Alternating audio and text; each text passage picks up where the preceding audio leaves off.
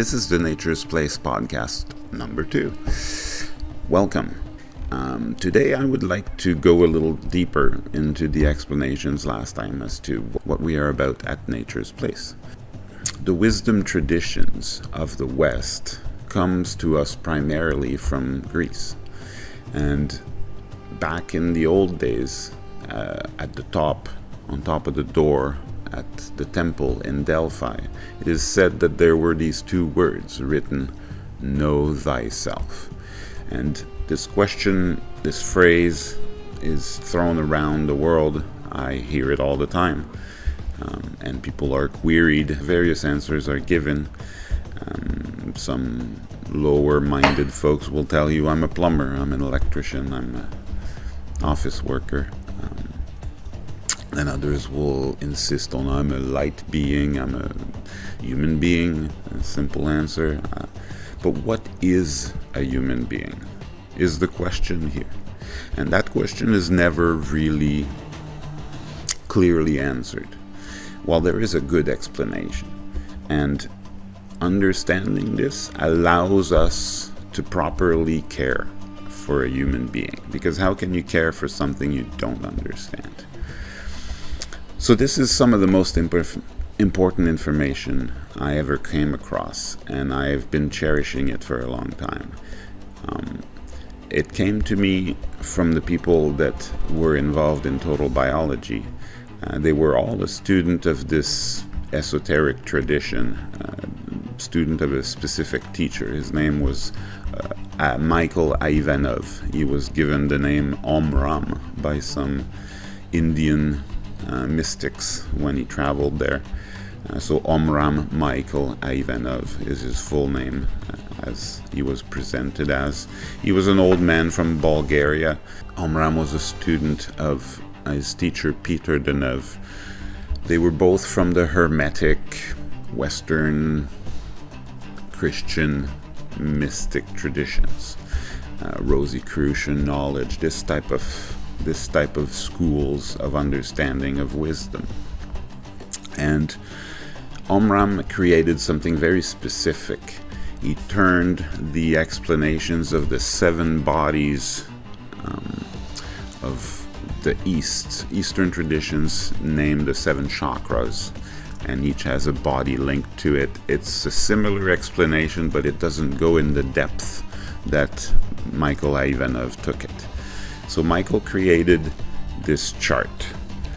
It's called the synoptic chart, and it explains very well what a human being is. So if we are to answer that question, let's look at it. So here's the chart. Let me put myself there with him. All right. So this chart basically outlines the 6 bodies or the 6 principles that are active in a human being. And then it gives you its ideal state, it gives you its nourishment, the price you pay, and the activity to reinforce it. This is crucial to understand for a human being to be healthy, because any of those principles can be hurt or made ill. And it's simply by the fact that we need all these principles to be active, to be fulfilled. Human beings are more complex than just a human body. And if you look here in the chart, in fact, the human body is the lower rung of the chart, which is, it goes from the more concrete to the more subtle principles. So if we look at the chart a little more in detail, you see the physical body. It's led by the unconscious, so the principle is the unconscious physical primal body. That body, its ideal state is vigor, health, and life. It should be filled with these things. The nourishment that it needs is food. So our entire discussion about nutrition, which is the real modality of healing, let's face it, medicine does not care for the human body. It gives pills usually to stop an enzyme from creating a symptom. It does nothing to provide health to the human body. But nutrition, most of the people that have traveled this path understand at this point that nutrition is crucial. Well, nutrition, the food, is the nourishment of the physical body. But look up, there's a lot of different things that are also needed for the nourishment of the other bodies. So the price we pay on earth to nourish and care for the physical body is money. And so money is a thing that we all have to apprehend and handle and deal with. And it's a principle, it's the energy in the physical world. And so we need it to get the food to, And then the activity that makes the body into its ideal state of vigor, health, and life is simply activity, dynamism, and work. We are meant to do something, to be active. And so if we go up a notch to the a little more subtle principle, we have the principle of will. The will is an entire thing that we need to care for. And people don't deal with that. Most people don't ever strengthen their will. It's not a pursuit in our world. It's not talked about. But the will is exceedingly important. Its ideal state is domination, power, movement. So we talk about domination of your own world. If you have the will, you will dominate your own world, meaning you will be in charge of your own life. Its nourishment is strength. So every time you use your strength and push yourself, that's nourishment to the will. It needs to be used. It wants to be used. It loves it when you push your weight around, in other words. So the price we pay for it is gesture and breath. So deep breathing and, in fact, exercising demands will. If you start running, you'll realize quickly that you need will to keep going, because it quickly feels like you want to stop. And so whatever body training that we do is training for the will. So, and the will needs as an activity breathing. So breathing is always presented here because the breath is the massive healer. It's the biggest healer we have. You can cure cancer simply by breathing more than you need. And that's, again, not talked about. Oxygen is the most potent antioxidant. It's oxygen, right? So we breathe it in. If you breathe it in, you dynamize the body at a level that's amazing. It does what a Tesla machine does, and you don't need to buy the Tesla machine.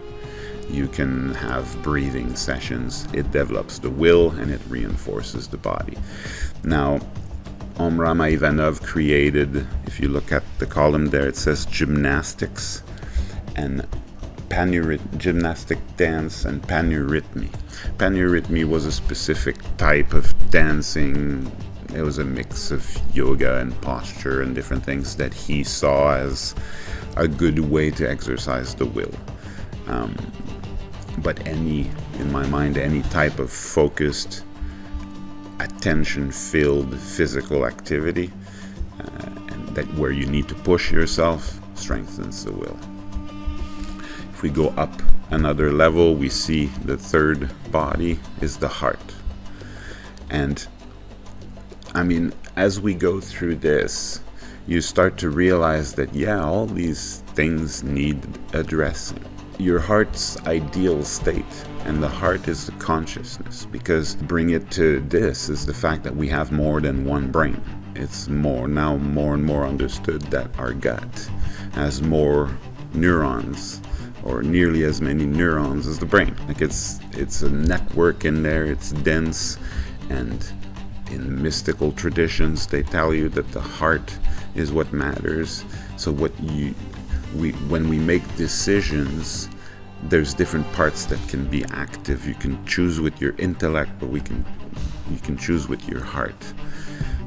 The heart's ideal state is joy, happiness, warmth, feel all cozy. That's the way. And the nourishment to the heart is our feelings.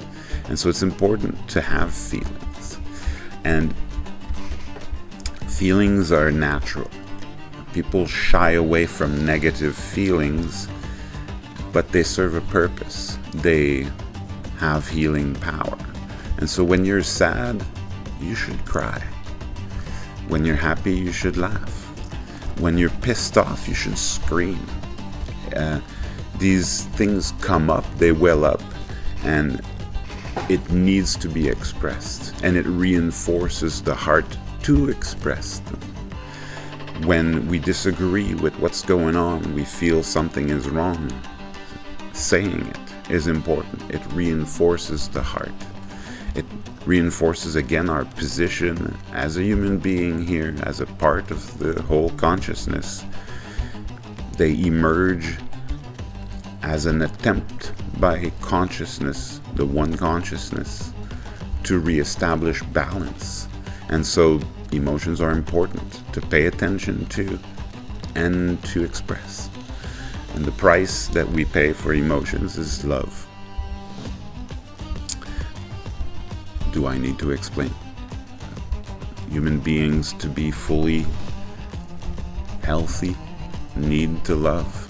You need to spend your life in this energy of love. Otherwise, you're spending it in fear. And fear is not conducive to healing. And then the activity that reinforces love is music, poetry, harmony, things that bring up feelings of beauty, happiness, warmth, all these joy, all these ideals that the heart needs, or that the heart gets to when it's at its optimum setting. So then if we go up another level, the intellect is another part of the human realm. And the intellect also needs to be strengthened, used. Otherwise, there's a problem. Feeling stupid, feeling dumb, feeling like you know nothing, all those things are very detrimental to health.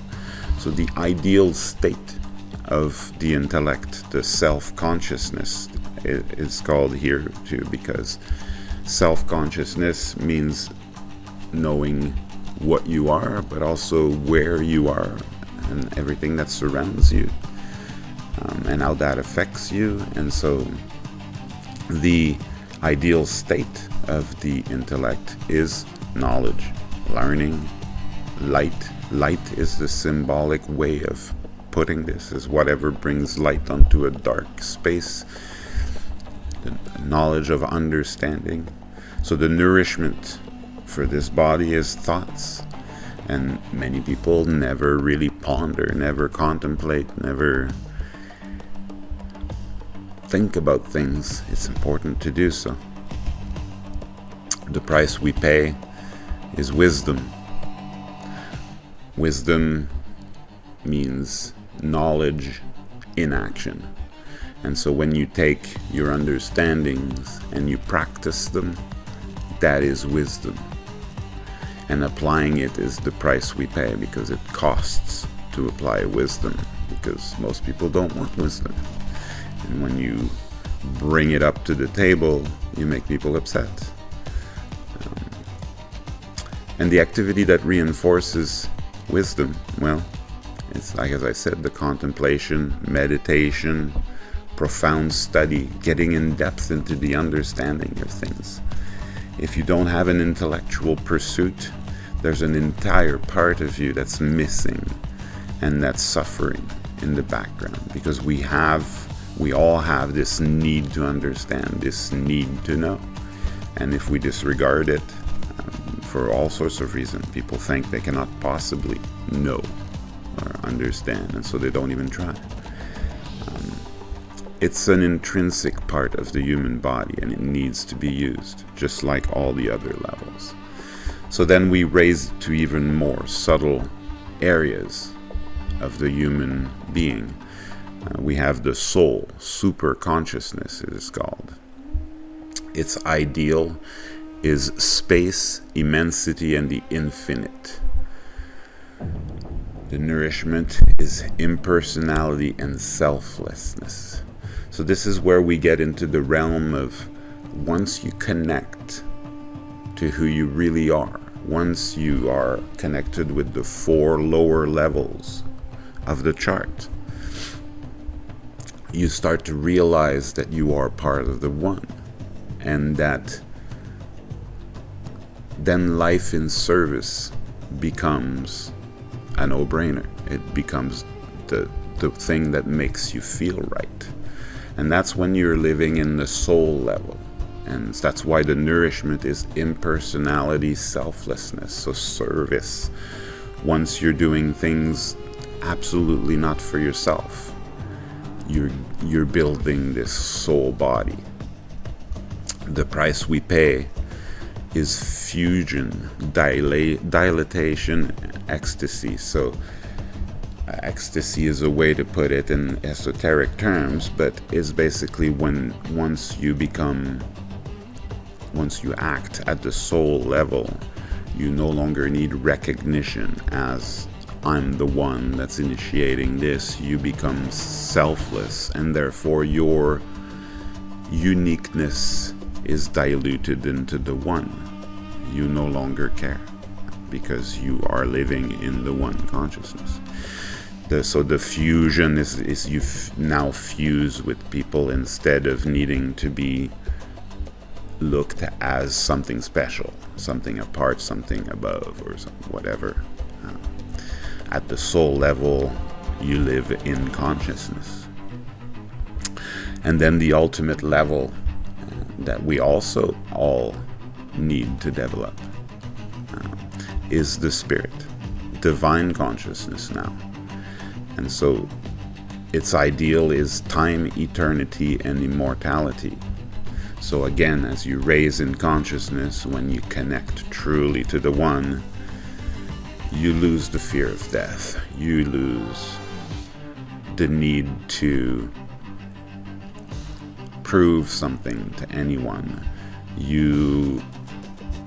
And the nourishment that feeds that is freedom. Once you really have emancipated every part of your body, and you are in mission, and you're in service, and then you're attaining the full level, full consciousness, and that brings the freedom. You'll notice that the freedom is not involved in the lower levels. And they say you are free to do as you're told. Well, no, you're absolutely free. But what you realize when you connect to the one is that freedom pushes you to do what God wants. You're not free. You're free to do what God wants, what the whole of consciousness needs. You are free to work for the one. Ultimately, you're working for yourself. So it's ultimate freedom.